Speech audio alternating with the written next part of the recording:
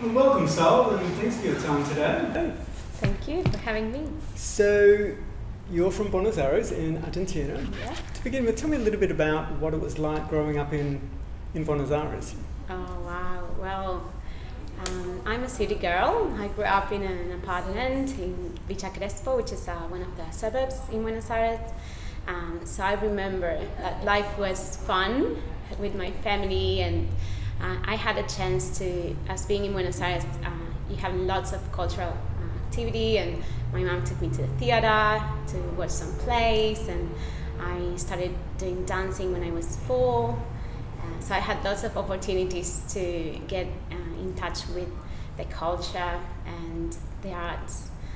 So I remember I also spent the weekends away.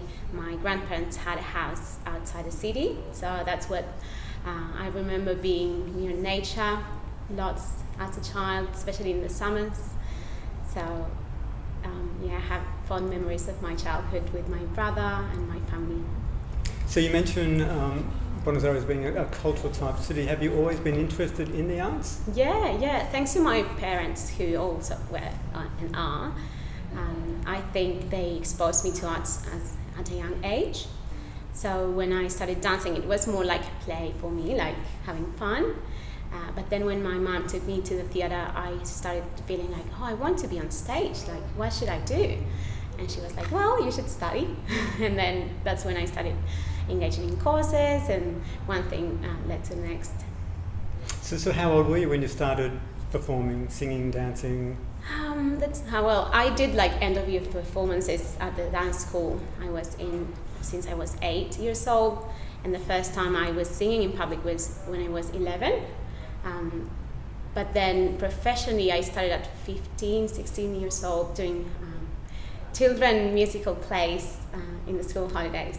And I usually did also that for English schools, so we were teaching English through plays in English. So that was at a young age, yeah. So do you remember what it was like when you first started performing? How did you feel? It felt awful. I remember the first time I was singing in public, I was thinking like, I should never do this again. No one is enjoying it. They're looking away. And I felt like so young and so inexperienced. So it took a little bit of time to get some confidence, and luckily enough, I kept going. And then I had so many good teachers who encouraged me to continue, and they were just highlighting how some skills I had were very good for being on stage. So, and I had the greatest co-workers and friends that I've met who made me keep going and inspired me to keep going. So, yeah. So looking back on those early days as a performer, what advice would you give yourself now? Oh, that's a good question. I would say enjoy more. Yeah, seize the moment, because every step of the way counts. And even though you might feel a bit insecure at first, you just have to enjoy it, because if you do, everyone else will. So, who would you say has influenced you most in your journey in the arts so far? Well, I can think of my grandparents. My granddad used to be a piano player, so I remember when I was 5 hearing him play El Choclo, and I didn't know that was tango, but that was inspiring me lots. Also my other grandparent, my grandfather, who usually listened to tango when he took me on a drive. He was a taxi driver at some point.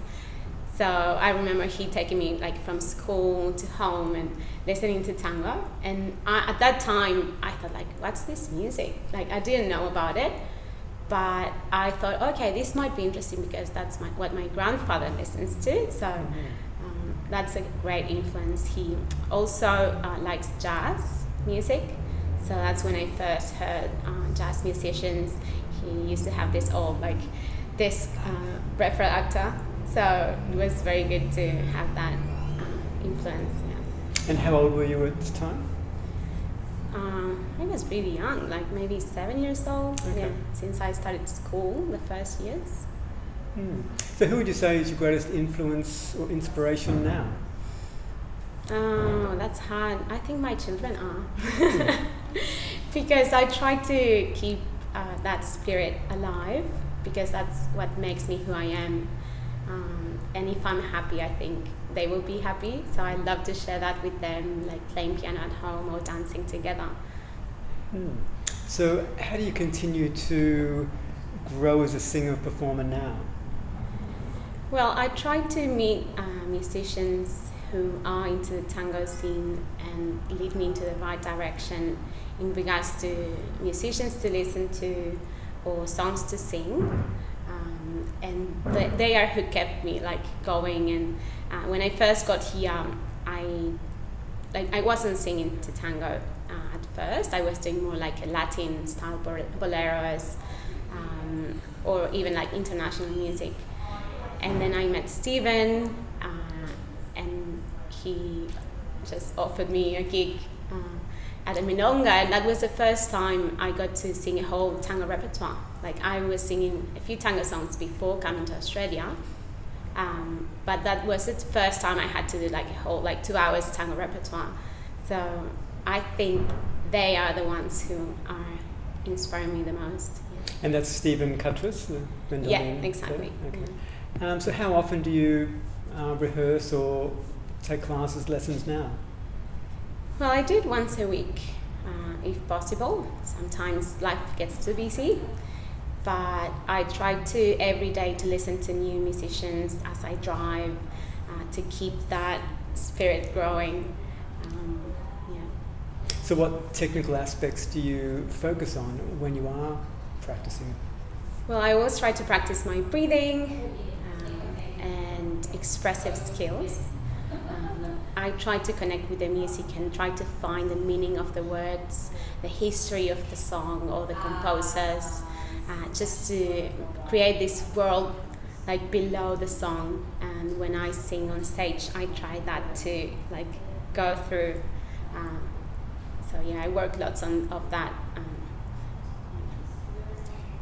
Is there one thing that you can recall that's given you a big buzz as a performer? Yeah, well, I remember singing at the Sancor Stadium, the national anthem for Argentina in front of like a huge crowd. And I think that was a very important moment in my life as a performer, because I was feeling like I should fill this whole stadium, and it was huge. So what do I do with this tiny body to make my spirit grow? So it was very interesting. Yeah. So what made you choose this creative path that you're on? I think the feeling that there was this opportunity for me to grow and challenge myself, because I was a very good student at school. I could have easily gone through like a traditional pathway in university, but when I was in my drama classes or my dance classes, and the feedback my teachers gave to me were like, keep going, keep improving, like don't be distracted, free yourself, and that's what was very challenging for me. And that's why I thought, if I go through the traditional pathway, I'm like not giving this creative side of myself a place to grow. So I think that's why I chose to pursue this artistic pathway, where I had to challenge myself to become someone who maybe it was that the seed was there, but if I didn't work on it every day, it couldn't have grown. And your family was supportive of that pathway? Yeah, they always enjoyed me doing it, and when I was performing, like clapping and cheering, and even though maybe they thought it would be more a hobby than anything. And in Argentina, it was very hard to become a professional musician. I think once I had the opportunity to travel and work abroad, that's when I thought, oh wait, this might be a career. Do you consider yourself naturally creative? Well, my mind is. My thoughts are usually going through like different pathways, trying to find new ways of doing things, improvising all the time. So I could say yes, although I have also like a calm nature and a steady pace. which sometimes I see creative people are a bit more like impulsive. I'm not that impulsive, so I try to balance that creative side with a more like down to earth kind of personality. And do you have any other creative outlets outside of singing and dancing? Well, I like to write. When I was younger, I was writing some songs and I recorded them. So I think, if I had to choose some other way of arts, that could be writing. So what would you say that your singing, performing reveals about you that people don't normally see? Well, I think when I'm on stage, I can let all my emotions show, which somehow, like in tango, they get to be anger or sadness, which every day I don't let people see that of myself. Like I'm a happy person, smiling and cheerful, but also I have this inner world. Well, I can remember lots of experiences where I felt those emotions, and I really appreciate the opportunity to sing a style that allows me to put those on play. So you spend a lot of time creating and performing, preparing. What do you do outside of those hours? What other interests do you have? Well, I work a lot. Since 2 years ago, I founded a Spanish school, so I'm trying to make that grow. It's a project that it started because I was raising bilingual children in Australia, so I was thinking that I would need a community to help me do it. And also a way of bringing the arts and the Spanish together, and the culture. So it's a project that it's called Lazos Latinos, and I dedicate lots of time to it. We organize events and we get together with other families with bilingual children, and it's really fun to get all the families together and for them to share where they come from. And I'm learning lots about other Latin American countries, so that's taking most of my time at the moment. I'm also teaching Spanish at a school. So since like 6 months ago, I started doing that, and it's quite interesting because it's more like a formal setting. I also sing in a trio with other two ladies who sing Latin American music. So we rehearse and we sing at festivals. What else I do? I play groups for mums and babs, and I work at events for children in different like hotels in Brisbane. I do school holidays programs. So I do quite a variety of things, and I try to, like, just whatever I've learned along the way, I try to pass that on to the new generations. A very busy woman. I am. So you mentioned you were 7 years old in your grandfather's taxi when you first heard tango music. Mm-hmm. How old were you when you discovered tango dance or saw tango dance? Well, I was at uni. I was studying musical theatre, and we had all of the different styles. So we had 1 year of tango dancing, and I already had a friend who was dancing to tango, so she took me to the festivals, and I saw that from the outside, and I thought, wow, that looks amazing.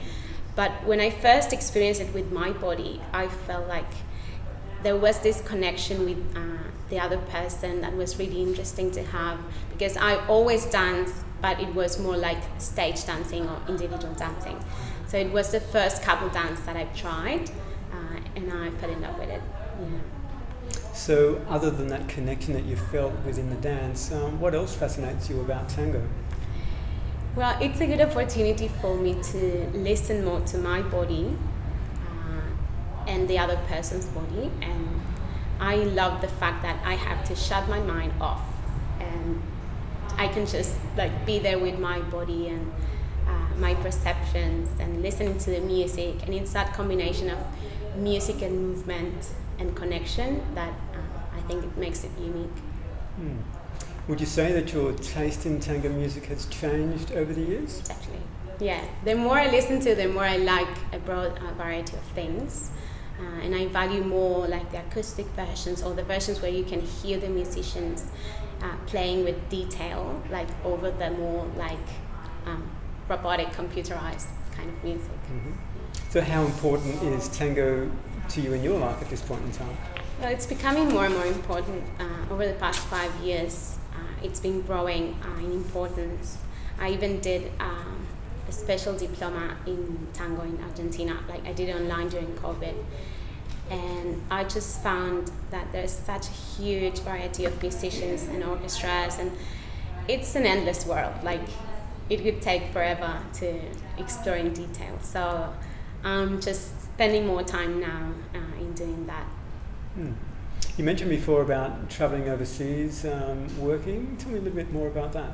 Yeah, well, the first time I was traveling around Argentina with a theater play, and we went to the countries that were near Argentina, like in Latin America first. And then I had the opportunity to travel by myself in Europe. And I was like in my early 20s, and I thought, like I started listening to other languages, and I started tasting some new food, and I thought, this is something I should keep doing. Like I have to do it, but I didn't have the money. So that's when I started looking for jobs that enable me to travel and work at the same time. So I've been in America, and I've been working in a cruise ship in Brazil, and then in Europe. And I got to meet like 27 different countries, some of them in one day or a few hours, but just getting that variety and exploration inspired me lots. And I started learning new languages, such as Portuguese or Italian, and being able to communicate with those people. Like, it was a whole new world for me to explore, and that's one of the things I enjoy the most, like being exposed to new things and curiosity and just surprising myself with new things. At what point did you start teaching performance and singing? I was around 25, and I had a friend who owned a school, and she didn't have the time to teach anymore, so she gave me some groups that she was teaching, and I was teaching musical theater there. And I remember like the enjoyment of seeing others getting better at what they do and what they love doing. So that's when I realized I had the teacher seed in me. And I always thought education, it's a great means to grow and make people more aware of themselves and pursuing their own dreams. So I always wanted to encourage that in others. You mentioned before that you play piano for your children.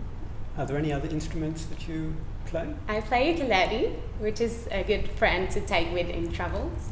I actually bought it in Thailand because before coming to Australia, I was in Thailand for a few months working in a hotel. So it was the only instrument I could carry with me. And it's been fun playing ukulele. It's simple, but still it's good. Yeah. So how long have you been in Australia now? 7 years. 7 years? So when you first come across tango in Australia, what was your first impression? And Brisbane more specifically? I was amazed. Like, I didn't expect tango to have it a scene in Brisbane. I was like so surprised because dancers were very professional, musicians were very professional, and I felt I was in Buenos Aires for a second. It was like mind-blowing. So you're singing with Mendoza Quartet as well as other tango ensembles. Yeah. And you mentioned meeting Stephen 5 years ago? Yeah, 6 years ago. 6 years ago. He was in Buenos Aires when I first got here in 2016. So I sent an email to Mendoza Tango saying, I'm a singer, I'm from Buenos Aires, I'd love to meet you guys. And they didn't reply back until he was back from Buenos Aires in November that year. And we got together for a coffee. And he was like, yeah, let's jam, let's try what's there. So we connected right away, and he has such a sweet personality, and he introduced me to Liz and Chloe. And I remember our first gig with Liz and Steven at the Wellers Club in Longa, and I was like overwhelmed with all these people dancing to what we were singing. It was the first time I was singing to dancers. So it was so interesting when we made those pauses and people hold on to them. And it was so interesting, that connection we had. Mm-hmm. Yeah. And that's what you think live music adds to a milonga? Yeah, I think there's such a special connection between music when it's live, because everything is being created at the moment. Like, it's not recorded, it's not improvised, but it's alive. And I think dancers can connect to that. And from a dancer's perspective, I can connect to that energy, because there's an energy that we are putting when we play. And if dancers can see and can use that in their bodies, that creates a beautiful connection. Yeah. So you've been in Australia 7 years. What brought you to Australia initially? Well, with my partner, we thought that a different country would give us like better opportunities to plan for the future, especially when we were at that stage that we wanted to start a family. We now have 2 children. So also I always wanted to be near nature. So this is a perfect scene for us to have that balance of family life and being around nature and work opportunities and more stability than Argentina. Yeah. I would think there are many countries around the world that would offer those things. Why Australia? Yeah, well, because it was the only country that didn't have a reason to say no to it. So it was the only country, like we had a few countries in mind, like Spain or America, United States, Canada, but we always had reasons like, oh no, too cold, oh no, there are not enough employment opportunities. But Australia, we didn't know anything about it. Mm-hmm. So it was just everything to explore, yeah. So is there anything new that you're working on at the moment or you're planning in the next 2 or 3 years? Well, I would love to bring more people together, just to be able to create new artistic projects.